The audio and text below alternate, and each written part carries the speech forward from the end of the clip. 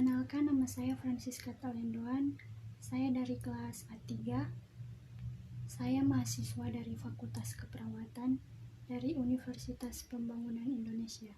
Dalam hal ini, saya akan menjelaskan tentang terapi nafas dalam dan batuk efektif.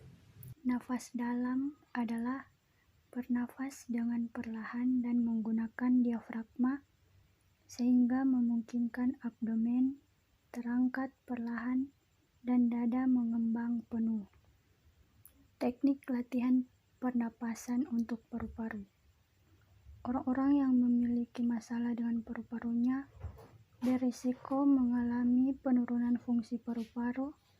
Beberapa faktor yang mungkin membuat seseorang mengalami penurunan fungsi paru-paru antara lain seperti merokok, asma, kanker paru, emfisema.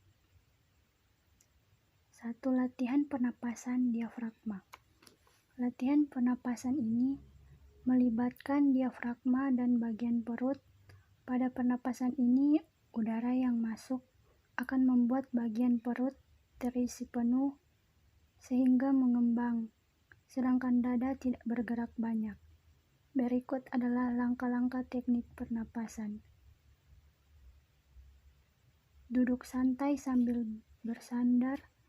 Letak satu tangan di perut Anda dan satu lagi di dada Anda. Hembus nafas selama 2 detik melalui bibir yang terbuka kecil sambil merasa perut mengemis.